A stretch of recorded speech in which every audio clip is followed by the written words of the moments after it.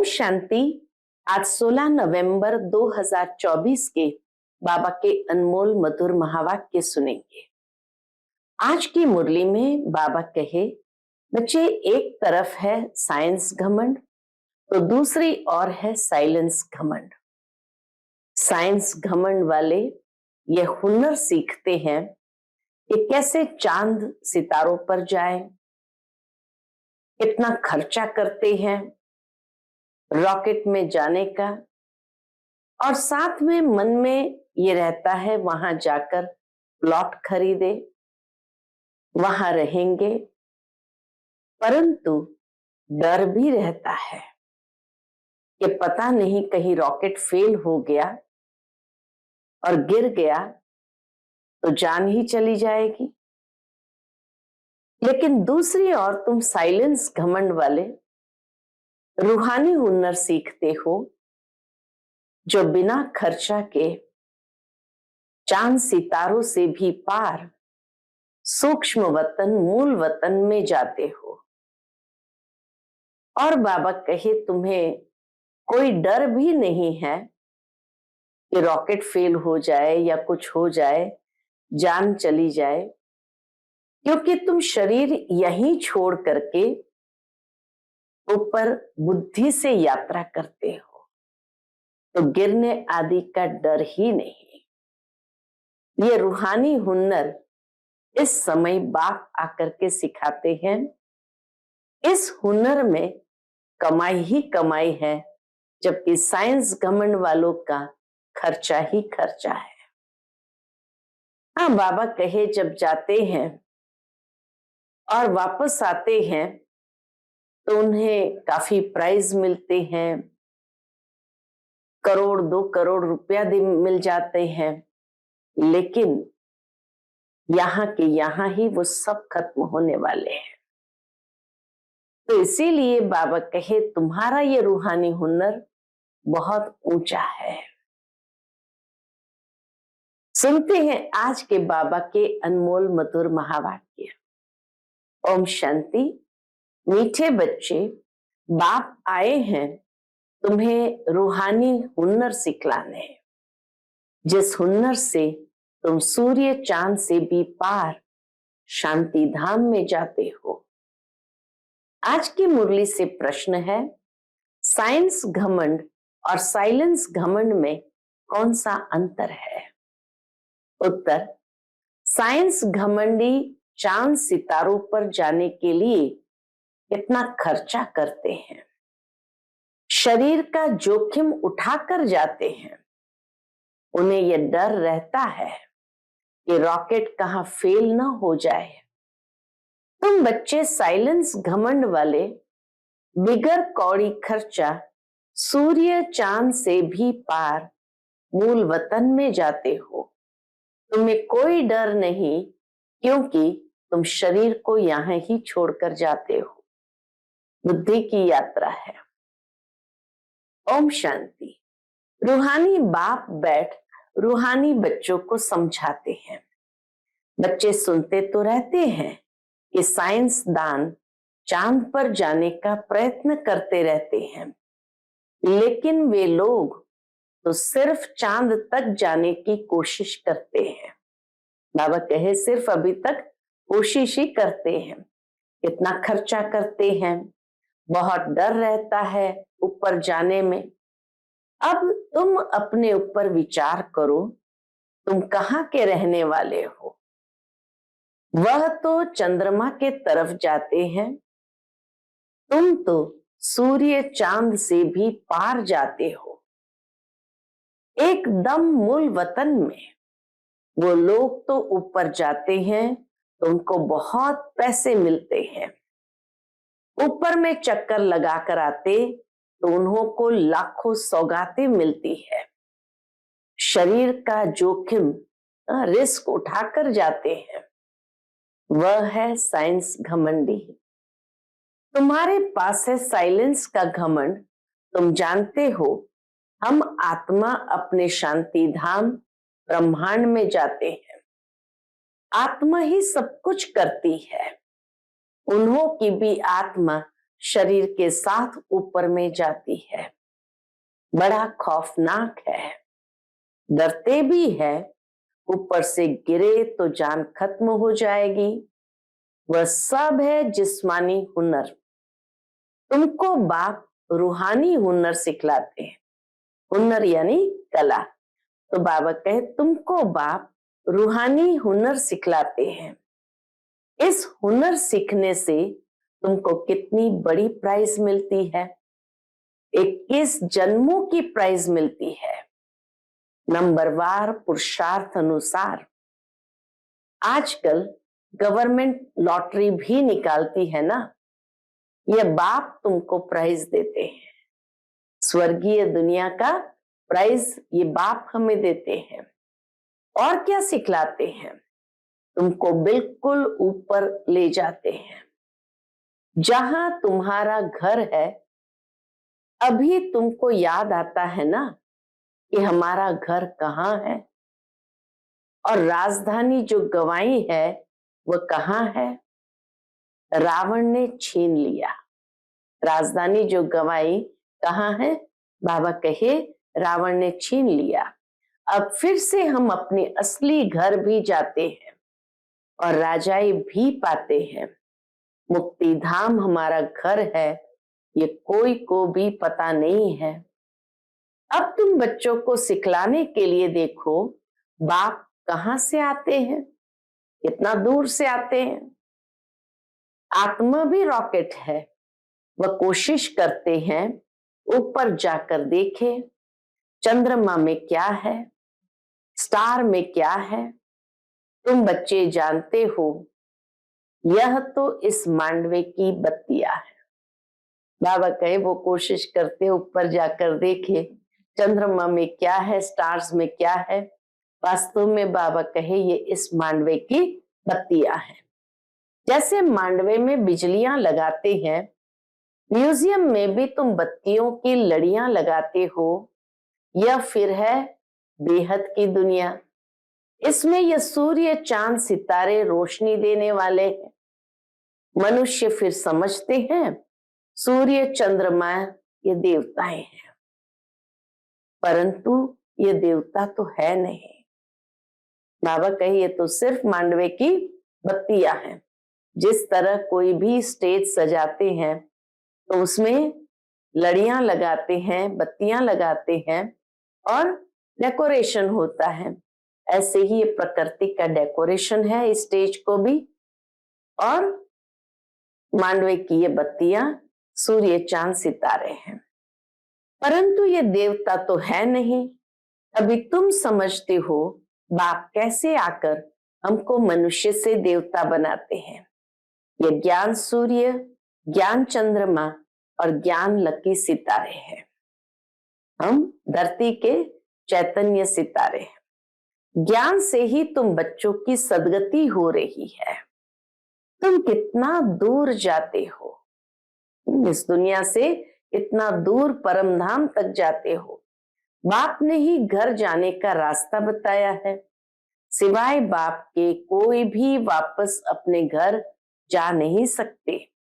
बाप जब आकर शिक्षा देते हैं तब तुम जानते हो, यह भी समझते हो हम आत्मा पवित्र बनेंगे तब ही अपने घर जा सकेंगे। फिर या तो योग बल से या सजाओं के बल से पावन बनना है।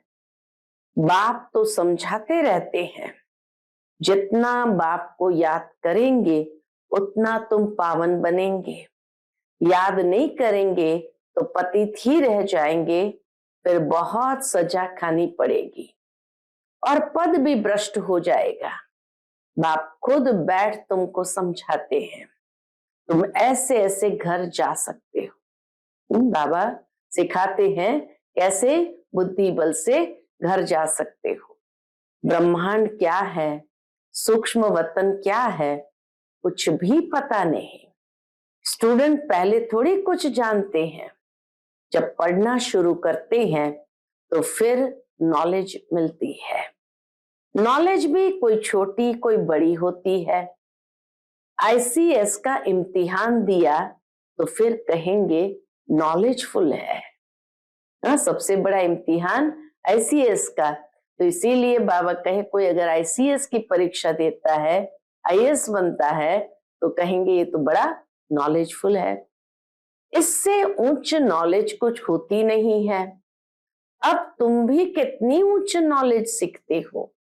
बाप तुमको पवित्र बनने की युक्ति बताते हैं कि बच्चों मामेकम याद करो तो तुम पतित से पावन बनेंगे। असल में तुम आत्माएं पावन थी, ऊपर अपने घर में रहने वाली थी। जब तुम सतयुग में जीवन मुक्ति में हो तो बाकी सब मुक्ति धाम में रहते हैं। मुक्ति और जीवन मुक्ति दोनों को हम शिवालय कह सकते हैं। मुक्ति को भी शिवालय तो जीवन मुक्ति धाम को भी शिवालय, क्योंकि एक में शिव बाबा स्वयं रहते हैं और एक शिव बाबा का स्थापन किया हुआ है। मुक्ति में शिव बाबा भी रहते हैं, हम बच्चे आत्माएं भी रहती हैं। यह है रूहानी हाईएस्ट नॉलेज। इससे ऊंची नॉलेज दुनिया में और कोई है ही नहीं। वह कहते हैं हम चांद के ऊपर जाकर रहेंगे। इतना माथा मारते हैं, बहादुरी दिखाते हैं, इतने मल्टी मिलियन माइल ऊपर जाते हैं, लेकिन उन्हों की आश पूर्ण नहीं होती है और तुम्हारी आश पूर्ण हो जाती है। उनका है झूठा जिस्मानी घमंड, तुम्हारा है रूहानी घमंड। वह माया की बहादुरी कितनी दिखाते हैं। मनुष्य कितनी तालियां बजाते हैं, बधाइयां देते हैं। हाँ, जब कोई यान ऊपर जाता है कितनी तालियां बजाते हैं कि हाँ हमारा मिशन सक्सेसफुल हो गया, सफलता मिल गई, बधाइयां देते हैं। मिलता भी बहुत है, करके 5-10 करोड़ मिलेंगे। तुम बच्चों को यह ज्ञान है कि उन्हों को यह जो पैसे मिलते हैं सब खत्म हो जाएंगे, बाकी थोड़े दिन ही समझो। आज क्या है कल क्या होगा। आज तुम नरकवासी हो, कल स्वर्गवासी बन जाएंगे। टाइम कोई जास्ती नहीं लगता है। बाबा कहे टाइम कोई जास्ती नहीं लगता है। तो उन्हों की है जिस्मानी ताकत और तुम्हारी है रूहानी ताकत, जो सिर्फ तुम ही जानते हो। वह जिस्मानी ताकत से कहां तक जाएंगे, चांद सितारों तक पहुंचेंगे और लड़ाई शुरू हो जाएगी। चांद सितारों तक पहुंचेंगे और लड़ाई शुरू हो जाएगी। फिर वह सब खत्म हो जाएंगे। उन्हों का हुनर यहां तक ही खत्म हो जाएगा। वह है जिस्मानी हाईएस्ट हुनर। साइंस का है जिस्मानी हाईएस्ट हुनर, तुम्हारा है रूहानी हाईएस्ट हुनर। तुम शांति धाम में जाते हो, उसका नाम ही है स्वीट होम। वो लोग कितने ऊपर जाते हैं और तुम अपना हिसाब करो, तुम कितने माइल्स ऊपर में जाते हो। तुम कौन? आत्माएं। आत्माएं जाती है। बाप कहते मैं कितने माइल ऊपर में रहता हूं, गिनती कर सकेंगे उन्हों के पास तो गिनती है। यहाँ इतने माइल गए, बतलाते हैं इतने माइल ऊपर में गए, फिर लौट आते हैं। बड़ी खबरदारी रखते हैं, ऐसे उतरेंगे, यह करेंगे। बहुत आवाज होता है। जब एक रॉकेट यान को भेजते हैं तो इतना आवाज होता है, इतनी अग्नि पैदा होती है, जो काफी दूर लोग खड़े होकर के उसको देखते हैं। बाबा कहे तुम्हारा क्या आवाज होगा? उनका तो बहुत आवाज होगा, तुम्हारा क्या आवाज होगा? तुम कहाँ जाते हो, फिर कैसे आते हो, कोई पता नहीं। तुमको क्या प्राइज मिलती है, यह भी तुम ही जानो। वंडरफुल है, बाबा की कमाल है, इसको पता ही नहीं। तुम तो कहेंगे ये नई बात थोड़ी है। हर 5000 वर्ष बाद वह अपनी ये प्रैक्टिस करते रहेंगे।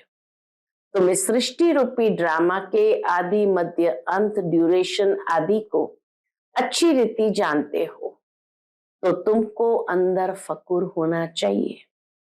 बाबा हमको क्या सिखलाते हैं? बहुत ऊंचा पुरुषार्थ करते हैं, फिर भी करेंगे, अभी भी करते हैं, फिर भी करेंगे। ये सब बातें और कोई नहीं जानते। बाप है गुप्त, तुमको कितना रोज समझाते हैं, तुमको कितनी नॉलेज देते हैं, उन लोगों का जाना है हद तक, फिर भी इस दुनिया की हद तक ही जाते हैं। सूर्य चांद सितारे, तुम बेहद में जाते हो, उससे भी ऊपर, तो बेहद में जाते हो। वह चंद्रमा तक जाते हैं, अब वह तो बड़ी बड़ी बत्तियां हैं और तो कुछ है नहीं। उनको धरनी बहुत छोटी देखने में आती है। चंद्रमा से जब देखते हैं इस धरती को, फोटोग्राफ्स खींचते हैं, तो बहुत छोटी सी धरती देखने में आती है। तो उन्हों की जिस्मानी नॉलेज और तुम्हारी नॉलेज में कितना फर्क है। तुम्हारी आत्मा कितनी छोटी है, परंतु रॉकेट बड़ा तीखा है। आत्मा रूपी रॉकेट बड़ा तीखा है। आत्मा ही ऊपर में रहती है, फिर आती है पार्ट बजाने। वह भी सुप्रीम आत्मा है, शिव बाबा भी सुप्रीम आत्मा है, परंतु उनकी पूजा कैसे हो? भक्ति भी जरूर होनी ही है। बाबा ने समझाया है, आधा कल्प है ज्ञान दिन, आधा कल्प है भक्ति रात। अभी संगम युग पर तुम ज्ञान लेते हो, सतयुग में तो ज्ञान होता ही नहीं, इसलिए इसको पुरुषोत्तम संगम युग कहा जाता है। सबको पुरुषोत्तम बनाते हैं, बाबा आकर सबको पुरुषोत्तम बनाते हैं। तुम्हारी आत्मा कितना दूर दूर जाती है, तुमको खुशी है ना? वह हुनर दिखाते हैं तो बहुत पैसे मिलते हैं। दुनिया में भी कोई कलाबाजी दिखाते हैं तो बहुत पैसे मिलते हैं, बल कितना भी मिले, परंतु तुम समझते हो वह कुछ भी साथ चलना नहीं है। अभी मरे कि मरे, सब खत्म हो जाने वाला है। अभी तुमको कितने वैल्यूबल रत्न मिलते हैं। ये एक एक ज्ञान रत्न की वैल्यू कितनी अमूल्य है, इनकी वैल्यू कोई गिनी नहीं जाती है। लाख लाख रुपया एक एक वर्जन्स का है। बाबा का एक एक महावाक्य का कितना है? लाख लाख रुपया। कितने समय से तुम सुनते ही आते हो। गीता में कितनी वैल्यूबल नॉलेज है। ये एक ही गीता है जिसको मोस्ट वैल्यूबल कहते हैं। सर्वशास्त्रमय शिरोमणि श्रीमद् भगवत गीता है। वो लोग भल पढ़ते रहते हैं, परंतु अर्थ थोड़ी समझते हैं। गीता पढ़ने से क्या होगा? अब बाप कहते हैं मुझे याद करो तो तुम पावन बनेंगे। भल गीता पढ़ते हैं, परंतु एक का भी बाप से योग नहीं है। बाप को ही सर्वव्यापी कह देते हैं, पावन भी बन नहीं सकते। अब ये लक्ष्मी नारायण के चित्र तुम्हारे सामने हैं, इनको देवता कहा जाता है। क्यों? क्योंकि दैवी गुण है। तुम आत्माओं को पवित्र बन सबको अपने घर जाना है। नई दुनिया में तो इतने मनुष्य होते नहीं, बाकी सब आत्माओं को जाना पड़ेगा कहाँ? अपने घर। तुमको बाप भी वंडरफुल नॉलेज देते हैं, जिससे तुम मनुष्य से देवता बहुत ऊंच बनते हो। तो ऐसी पढ़ाई पर अटेंशन भी इतना चाहिए। यह भी समझते हैं जैसे जिसने कल्प पहले अटेंशन दिया है ऐसे ही देते रहेंगे। मालूम पड़ता रहता है। बाप सर्विस का समाचार सुनकर खुश भी होते हैं। बाप को कभी चिट्ठी भी नहीं लिखते हैं। बाबा तो समझते हैं, लेकिन बाबा कहे बच्चे समाचार सुनकर खुश भी होते हैं, लेकिन बाप को कभी चिट्ठी भी नहीं लिखते हैं। तो समझते हैं उनका बुद्धि योग कहाँ ठीक कर बित्तर तरफ लग गया है। बाबा को जब चिट्ठी नहीं लिखते तो बाबा समझ जाते हैं बच्चे का बुद्धि योग कहाँ ठीक कर बित्तर तरफ लग गया है। दे अभिमान आया हुआ है, बाप को भूल गए हैं। नहीं तो विचार करो, लव मैरिज होती है तो उनका कितना आपस में प्यार रहता है। दुनिया में भी जिसका लव मैरिज होता है तो कितना आपस में प्यार रहता है। हाँ, कोई कोई के ख्याल बदल जाते हैं तो फिर स्त्री को भी मार डालते हैं। यह तुम्हारी है उनके साथ लव मैरिज, बाबा के साथ हमारी है लव मैरिज। बाप आकर तुमको अपना परिचय देते हैं, तुम आपे ही परिचय नहीं पाते हो, बाप को आना पड़ता है। बाप आएगा तब जबकि दुनिया पुरानी होगी, पुरानी को नई बनाने जरूर संगम पर ही आएंगे। बाप की ड्यूटी है नई दुनिया स्थापन करने की, तुमको स्वर्ग का मालिक बना देते हैं। तो ऐसे बाप के साथ इतना लव होना चाहिए। फिर क्यों कहते कि बाबा हम भूल जाते हैं? इतना लव जहां हो वहां तो याद भूल नहीं सकती है। तो फिर क्यों कहते हो बाबा हम भूल जाते हैं? बाबा ऊंच ते ऊंच बाप है, इनसे ऊंच कोई होता ही नहीं। बाबा कहे उनसे ऊंचा कोई होता ही नहीं। मनुष्य मुक्ति के लिए कितना माथा मारते हैं, उपाय करते हैं, कितने झूठ ठगी चल रही है। बाबा कहे कितना दुनिया के अंदर देखो कितनी झूठ ठगी चल रही है। महर्षि आदि का कितना नाम है, रमन महर्षि का कितना नाम है। गवर्नमेंट 10-20 एकड़ जमीन दे देती है। ऐसे नहीं कि गवर्नमेंट कोई इरिलीजियस है, उनमें भी बाबा कहे उनमें भी कोई मिनिस्टर रिलीजियस है, कोई अनरिलीजियस है, कोई धर्म को मानते ही नहीं। कहा जाता है रिलीजन इज माइट। क्रिश्चियन में माइट थी ना, सारे भारत को हब करके गए। अभी भारत में कोई माइट नहीं है, इतना झगड़ा मारा मारी लगी पड़ी है। वही भारत क्या था, बाप कैसे कहाँ आते हैं इसको कुछ भी पता नहीं। बाप कहाँ कैसे आते हैं किसी को कुछ भी पता नहीं है। तुम जानते हो सबसे पहले बाबा कहाँ आए? बाबा कहे तुम जानते हो मगध देश में आते हैं जहां मगरमच्छ होते हैं। बड़े बड़े ऐसे लोग हैं, मनुष्य ऐसे हैं जो सब कुछ खा जाए। मगध देश में सब कुछ खा जाए। सबसे जास्ती वैष्णव भारत था। यह वैष्णव राज्य है ना, कहाँ ये महान पवित्र देवताएं, कहाँ आजकल देखो क्या क्या हब करते रहते हैं, क्या क्या खाते रहते हैं, आदमखोर भी बन जाते हैं, मनुष्य की लाशें भी खा लेते हैं। भारत की क्या हालत हो गई है, अभी तुमको सारा राज समझा है। अभी बाबा के तुम्हें सारा राज समझा है। ऊपर से लेकर नीचे तक पूरा ज्ञान देते हैं। पहले पहले तुम ही इस पृथ्वी पर होते हो, फिर मनुष्य वृद्धि को पाते हैं। अभी थोड़े समय में हाहाकार हो जाएगा, फिर हाय हाय करते रहेंगे। स्वर्ग में देखो कितना सुख है।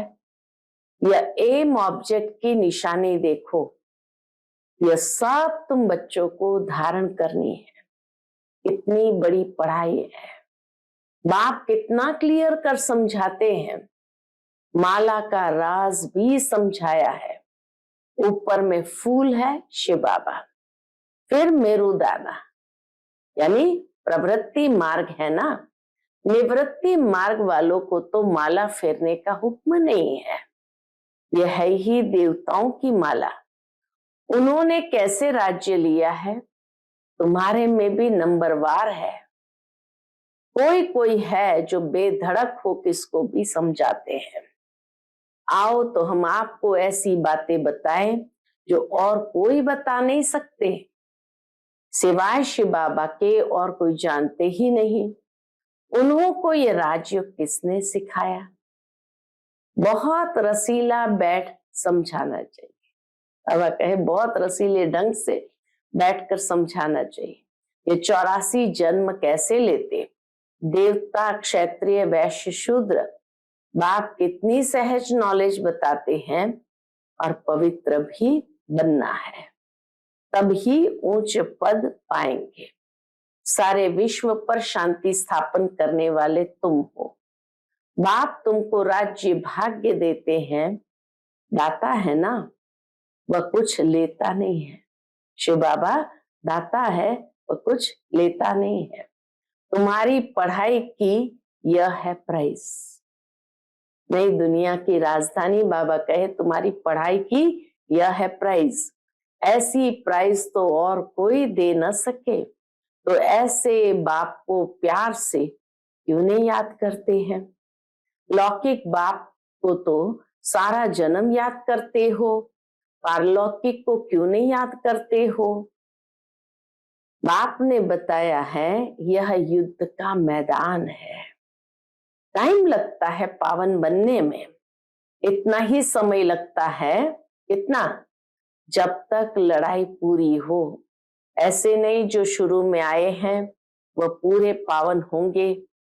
बाबा कहते माया की लड़ाई बड़ी जोर से चलती है, अच्छे अच्छे को भी माया जीत लेती है। इतनी तो बलवान है माया, बहुत बलवान है। जो गिरते हैं वो फिर मुरली भी कहां से सुने, सेंटर में तो आते ही नहीं है, तो उनको कैसे पता पड़े। माया एकदम वर्थ नॉट अ पेनी बना देती है। मुरली जब पढ़े तब सुजाग हो, गंदे काम में लग जाते हैं। कोई सेंसिबल बच्चा हो जो उनको समझावे। माया के जो वश हो गए हैं, बाबा कहे उनको समझाए कि तुमने माया से कैसे हार खाई है। बाबा तुमको क्या सुनाते हैं, तुम फिर कहाँ जा रहे हो। देखते हैं इनको माया खा रही है तो बचाने की कोशिश करनी चाहिए, कहाँ माया सारा हप न कर लेवे, फिर से सुजाग हो जाए। नहीं तो ऊंच पद नहीं पाएंगे, नहीं तो बाबा कहे ऊंच पद नहीं पाएंगे। सतगुरु की निंदा कराते हैं। अच्छा, मीठे मीठे सिक्के लदे बच्चों प्रति माता पिता बाप दादा का याद प्यार और गुड मॉर्निंग। रूहानी बाप की रूहानी बच्चों को नमस्ते। हम सब रूहानी बच्चों की रूहानी माता पिता बाप दादा को याद प्यार, गुड मॉर्निंग और नमस्ते नमस्ते। शुक्रिया बाबा, शुक्रिया। आज की मुरली से धारणा के लिए मुख्य सार है। पहली पॉइंट, बाप से साइलेंस का हुनर सीखकर इस हद की दुनिया से पार बेहद में जाना है। फकूर यानी नशा रहे, बाप हमें कितना वंडरफुल ज्ञान देकर कितनी बड़ी प्राइज देते हैं। दूसरी पॉइंट, बेधड़क होकर बहुत रसीले ढंग से सेवा करनी है। माया की लड़ाई में बलवान बन जीत पानी है। मुरली सुनकर सुजाग रहना है और सबको सुजाग करना है। आज का बाप दादा का मधुर वरदान हम बच्चों के प्रति है।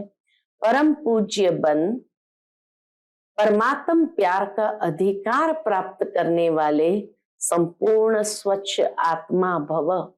परम पूज्य बन परमात्म प्यार का अधिकार प्राप्त करने वाले संपूर्ण स्वच्छ आत्मा भव। सदा यह स्मृति जीवन में लाओ। कौन सी? कि मैं पूज्य आत्मा इस शरीर रूपी मंदिर में विराजमान हूं। ऐसी पूज्य आत्मा ही सर्व की प्यारी है। उनकी जड़ मूर्तियां भी सबको प्यारी लगती है। कोई आपस में भल झगड़ते हो लेकिन मूर्ति को प्यार करेंगे। आपस में भले लड़ते हो लेकिन मूर्ति को प्यार करेंगे। क्यों? क्योंकि उनमें पवित्रता है। तो अपने आप से पूछो, मन बुद्धि संपूर्ण स्वच्छ बनी है? जरा भी अस्वच्छता मिक्स तो नहीं है? तो ऐसे संपूर्ण स्वच्छ है वही परमात्मा प्यार के अधिकारी है। आज का स्लोगन, ज्ञान के खजाने को स्वयं में धारण कर हर समय हर कर्म समझ से करने वाले ही ज्ञानी तू आत्मा है। ज्ञान के खजाने को स्वयं में धारण कर हर समय हर कर्म समझ से करने वाले ज्ञानी तू आत्मा भव। अच्छा, ओम शांति।